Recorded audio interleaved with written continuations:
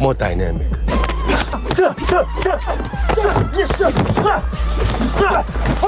Build upon that with karate. Ancient way.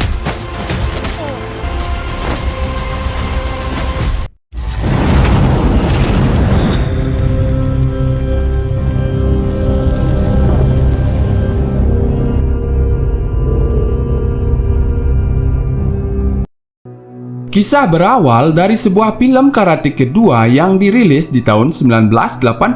Kala itu, Daniel LaRusso terbang menuju Okinawa menemui Keisuke Miyagi, penerus karate aliran Miyagi yang saat itu sedang berlatih di dojonya. Daniel pun bertanya tentang sejarah karate aliran Miyagi. Yang lantas, Keisuke Miyagi mengisahkan leluhurnya bernama Shimpo Miyagi, orang pertama yang membawa karate di Okinawa. Shimpo Miyagi sendiri adalah seorang nelayan yang gemar mabuk-mabukan, yang dalam keadaan mabuknya tanpa sengaja dia melabuhkan perahunya di dataran Tiongkok, di mana kedatangannya disambut oleh ahli kungfu keluarga Han. Di sanalah Shimpo Miyagi mempelajari seni bela diri kungfu yang saat kembali ke Okinawa, lahirlah seni bela diri karate Miyagi yang berakar pada dua budaya, dua seni bela diri, dua cabang dalam satu pohon. Seolah menjadi ikatan yang menghubungkan keluarga Miyagi dan keluarga Han sampai saat ini. Kisah beralih ke Beijing, Cina di masa kini.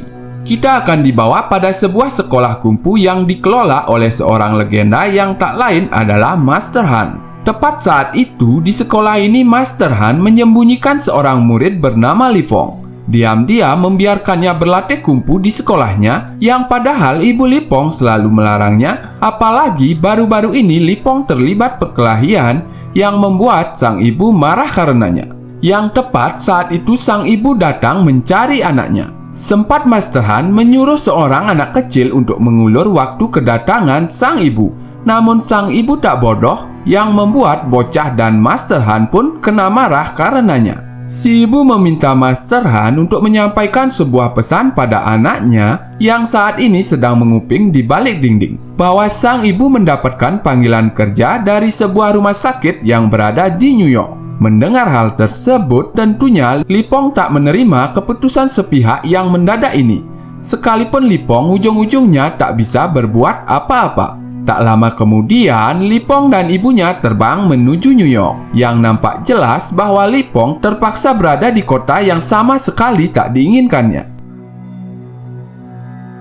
Di kamar barunya, Li Fong lalu menaruh sebuah foto dia bersama mendiang kakaknya, yang nampaknya ada sebuah rasa rindu bercampur penyesalan atas kematian kakaknya. Dan di malam itu, Li Fong memutuskan untuk membeli pizza di sebuah restoran pizza terdekat. Di restoran pizza inilah Li Fong pertama kalinya bertemu dengan gadis bernama Mia yang dengan ramah melayaninya. Yang kebetulan restoran pizza tersebut adalah milik ayah Mia yang bernama Victor. Keesokan harinya, ibu Li Fong akan menjalani hari pertama di pekerjaan barunya. Sementara Li Fong di hari tersebut, dia akan berangkat menuju sekolah barunya. Sepulang sekolah, tanpa sengaja Li Fong bertemu dengan Mia yang menjatuhkan barang belanjaannya. Disinilah Li Fong mengetahui bahwa dia dan Mia ternyata ada di sekolah yang sama. Saat jalan pulang bersama, Li Fong tertarik dengan sebuah padepokan bela diri bernama Demolition, yang nampaknya Mia mengenal dengan pemilik padepokan tersebut, yakni seorang pria bernama Oshi.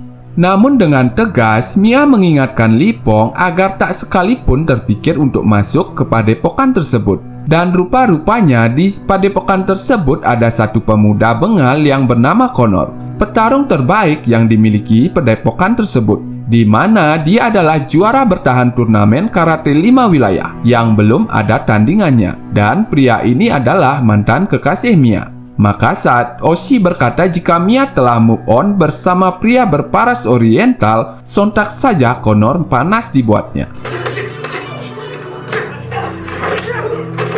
Sementara Mia dan Li Fong melanjutkan perjalanannya ke sebuah toko elektronik Cina untuk menukarkan blower restoran yang telah rusak. Berkat Li Fong yang fasih berbahasa Mandarin, si Enci pun memberikan diskon yang cukup besar untuk Mia. Sebagai gantinya, Li Fong meminta Mia agar mengajaknya untuk keliling New York. Entah kencan atau bukan, namun keesokan harinya ia benar-benar memenuhi permintaan Lipong. Akan tetapi perjalanan mereka terpaksa berakhir karena sepeda motor Mia mengalami mogok. Terpaksa mereka pun melanjutkan perjalanannya dengan sebuah kereta yang celakanya Connor dan kawan-kawannya ada di kereta yang sama. Hey, beautiful. Hi. Melihat Connor yang mengganggu Mia, sontak saja Lipong pun membelanya. Namun inilah yang terjadi. Merasa bersalah, maka Mia pun membawa Lipong ke restorannya, di mana Victor mencoba untuk menutupi luka di mata Lipong agar tak ketahuan oleh ibunya. Namun semua percuma karena si ibu telah mengetahui luka di mata Lipong yang lantas memarahinya. Sebagai hukuman, maka si ibu pun memperkenalkan Lipong pada mahasiswa bernama Alan agar Lipong tak berkeliaran ke sana kemari. Lebih sibuk mempersiapkan diri untuk ujian masuk perguruan tinggi. Di malam harinya, Lipong membongkar sebuah dus berisi barang peninggalan mendiang kakaknya yang mengingatkannya pada sang kakak saat dia diajarkan sebuah jurus bernama tendangan naga.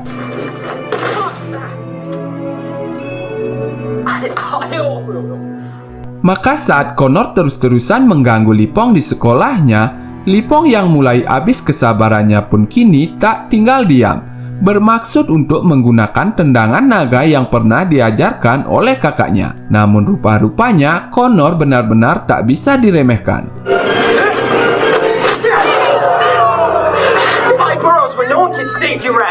Di malam harinya, saat Lipong merenungi kekalahannya dari Connor, tanpa sengaja dia melihat sebuah motor dan berinisiatif untuk memperbaikinya. Namun tepat saat itu, orang-orang suruhan dari Oshi datang ke restoran Victor, yang rupa-rupanya Victor berhutang sejumlah uang pada Oshi. Melihat gerombolan preman tersebut berbuat kasar pada Victor, tanpa pikir panjang, Lipong pun mengucapkan salam olahraga.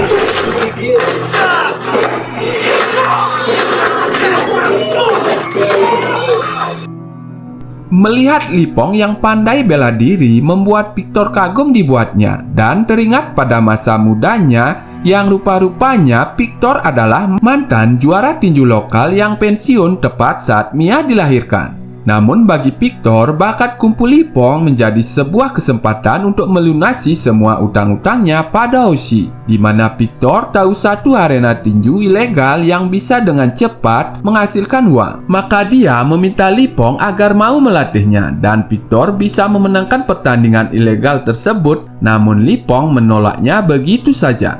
Tapi keputusan Lipong pun berubah setelah dia sedikit curhat akan apa yang tengah dialaminya kepada Master Han. Master Han pun berkata bahwa berbagi ilmu adalah hal yang baik. Maka malam itu juga Lipong menuju restoran Victor. Akan tetapi latihan mereka pun ketahuan oleh Mia, di mana mereka kena marah olehnya. Namun Victor bersikeras memujuk Mia agar mengizinkan keinginan sang ayah bertarung satu kali saja. Mia pun terbujuk setelah Lipong memastikan bahwa semua akan baik-baik saja. Maka keesokan harinya latihan pun dimulai. Lipong mengajarkan bahwa setiap aspek kehidupan adalah kungfu. Keep moving. All squat, don't bend. Hingga di satu malam, Lipong melihat ibunya terlelap di ruang tamu setelah sang ibu mengenang mendiang kakak Lipong, yang membuat Lipong merasa bersalah karenanya. Yang lantas Lipong melepas frustasinya dengan kepalan tangannya. Melihat hal tersebut, Victor bertanya apa yang membuat Lipong sangat frustasi. Dari sinilah terungkap sumber trauma Lipong. Ternyata kakak Lipong lah yang membawa Lipong pada dunia kungfu. Sang kakak pula lah yang memperkenalkannya pada Master Han. Hingga satu malam segerombolan pemuda menghajar si kakak. Akibat tak terima karena telah kalah dalam sebuah turnamen. Karena kalah jumlah, Lipong dan kakaknya pun terdesak. Saat salah seorang pelaku penyerangan mengeluarkan sebuah pisau, justru Lipong terdiam ketakutan seolah membeku. Saat itulah sang kakak tewas tepat di hadapan Lipong. Hal tersebutlah yang menjadi penyesalan Lipong sampai saat ini. Singkat cerita, tibalah di waktu pertandingan tinju, di mana Oshi berada di tempat yang sama. Yang ternyata kebetulan yang menjadi lawan Victor adalah kaki tangan Oshi. Pertandingan pun dimulai, di mana Victor sempat mendominasi pertandingan, namun Oshi nampaknya bertaruh untuk anak buahnya. Tak ingin kehilangan uangnya, maka Oshi memerintahkan anak buahnya untuk berbuat curang yang membuat Victor tak sadarkan diri.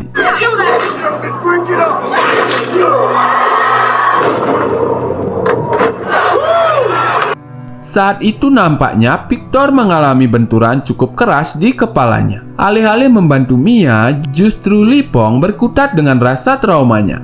Dan kebetulan yang menerima perawatan Victor di rumah sakit adalah ibu Lipong. Buntutnya Lipong kena marah oleh ibunya. Kejadian ini membuat Lipong sangat benci bela diri yang selama ini ditekuninya, dan tak sekalipun menjenguk Victor di rumah sakit.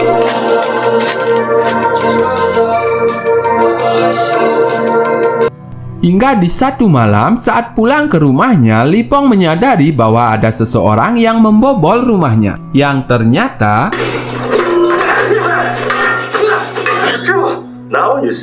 semua ulah Master Han.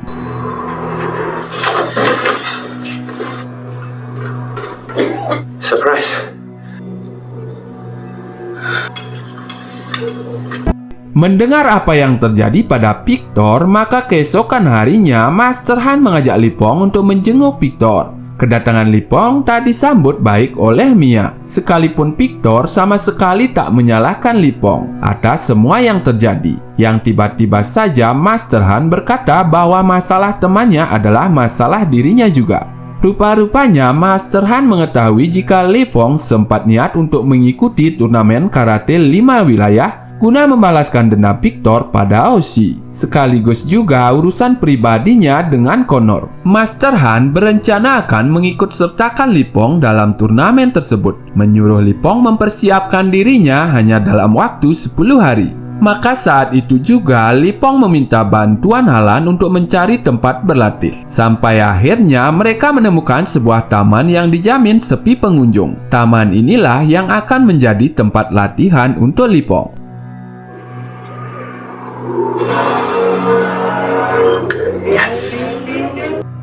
Sementara Master Han mendatangi dojo kenalannya yang tak lain adalah dojo mendiang Keisuke Miyagi, yang saat ini dojo karate Miyagi sendiri dilanjutkan oleh penerusnya yang pasti Anda sudah tak asing dengan Daniela Russo, yang tak lain adalah murid Miyagi di awal film tadi. Maksud kedatangan Master Han adalah untuk meminta bantuan Daniela guna melatih Lipong, karena Master Han ingin membekali Lipong dengan teknik karate Miyagi, di mana Master Han bersikeras memaksa dan tidak menerima penolakannya. Dan keesokan harinya Master Han pun mulai menempa Lipong dengan kerasnya latihan.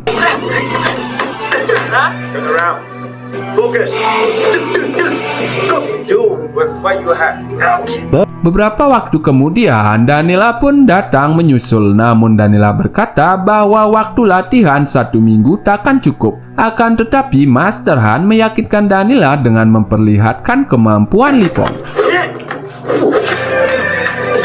Yang setelah melihat kemampuan Lipong, Daniela berkata bahwa persiapan 1 minggu lebih dari cukup. Make my work. It's okay. Di tengah latihannya, Lipong merasa masih ada ganjalan dalam hatinya, yakni soal hubungannya dengan Mia. Maka dengan bantuan Halan, Lipong berpura-pura memesan sebuah pizza agar dikirimkan menuju taman latihannya. Di momen itulah Lipong meminta maaf dan menjelaskan semuanya, termasuk rasa traumanya. Melihat apa yang sedang Lipong perjuangkan, Mia pun memutuskan untuk berdamai. Tak lama kemudian, babak eliminasi turnamen 5 wilayah pun digelar. Di babak awal, Lipong dan Connor menghajar satu persatu lawannya.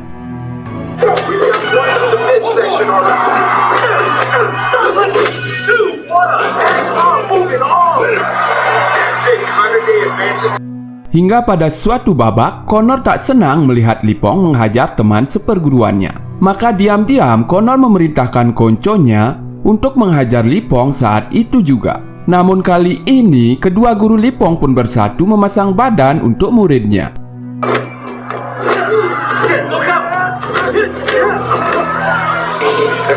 Di waktu libur turnamen, Lipong kembali melanjutkan latihannya. Melihat keliaran Connor layaknya seekor harimau, membuat Daniel perlu sebuah siasat tambahan untuk menghadapinya, yakni dengan sebuah siasat jebakan. Setelah mengetahui jika tendangan naga bekerja untuk melawan Connor, justru Daniel meminta Lipong menggunakan gerakan tersebut saat menghadapi Connor, menjadikan tendangan naga sebagai sebuah umpan. Namun yang menjadi masalah, Lipong harus melatih sapuan kaki super rendah untuk menghindari tendangan Connor. Saat itu juga, Master Han dan Daniel melatih sapuan kaki Lipong. Meski sempat berkali-kali gagal, pada akhirnya Lipong berhasil menguasainya.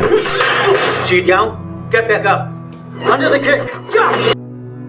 Sehari sebelum pertandingan final, Daniel pun menyerahkan sebuah barang peninggalan Miyagi, yakni berupa pengikat kepala dari karate Miyabi. Sampai akhirnya, partai puncak pun akan segera digelar. Sesaat sebelum final, Master Han sibuk meyakinkan Ibu Lipong akan perjuangan yang tengah dilakukan anaknya. Hingga akhirnya sang ibu merubah pendiriannya, memberikan restu pada Lipong, seolah melepas beban yang selama ini Lipong pendam. Pertandingan pun segera dimulai. Tak lupa Lipong memasang ikat kepalanya. Nampak pula Victor di antara kerumunan penonton, yang lantas Lipong memberikan penghormatan padanya. Maka dengan ini pertandingan final pun dimulai dan selamat menonton.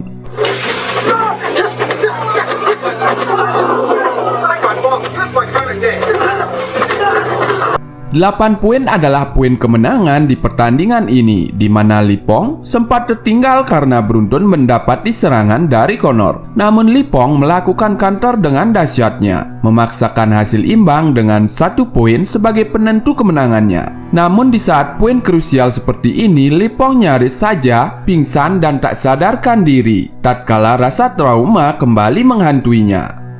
Namun kali ini, Lipong berusaha untuk melawan balik rasa traumanya.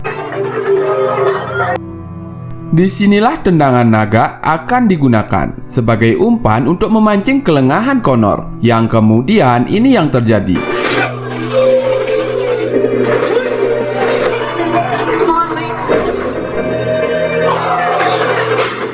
Lipong berhasil meraih poin kemenangannya. Namun, si bengal Connor merasa tak cukup sampai di sini. Dia hendak menyerang Lipong dari arah belakang. Namun Lipong menyadari serangan dadakan tersebut, yang lantas Lipong melakukan serangan balik, membuat Connor terjatuh dan menerima kekalahannya.